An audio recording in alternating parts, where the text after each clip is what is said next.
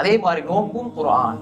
அல்லாஹ் இந்த ரமலான் மாசத்தை அறிமுகப்படுத்தும் பொழுது என்ன அறிமுகப்படுத்துறான்? ஷஹ்ரு ரமதான் அல்லதி உன்ஸில ஃபீஹில் குர்ஆன். ஷஹ்ரு ரமதான், ரமலானுடைய மாசத்தை அல்லாஹ் சொல்றான், அல்லதி உன்ஸில ஃபீஹில் குர்ஆன், அதுல தான் குர்ஆன் இறக்கி வைக்கப்பட்டது.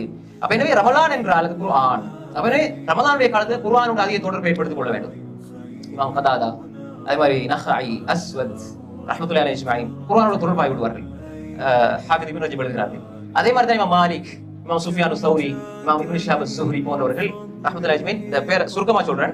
இவங்க எல்லாரும் இந்த மூன்று பேரும் என்ன செய்வாங்கடா, ரமலான் வந்து விட்டால் ஹதீஸ் அறிவிக்கிறது, அதே மாதிரி இல்ம் முதாக்கராவுடைய இல்ம் முதாக்கரத்துல் இல்ம் ஃபிக்ஹுடைய மஸ்அலாக்களை விட்டு போட்டு குர்ஆனோட ஒதுக்கி விடுவார்கள். இப்ப நம்ம என்ன யோசிக்கிறோம்டா, ரமலான்ல நம்ம குர்ஆன் ஓதணும் சொல்லி. நாங்க எல்லாம் மாலிக் சுஃபியான் ஸௌரி அல்ல, ஹதீஸ் ஏனைய காலத்துலயும் படிக்கிறீங்க.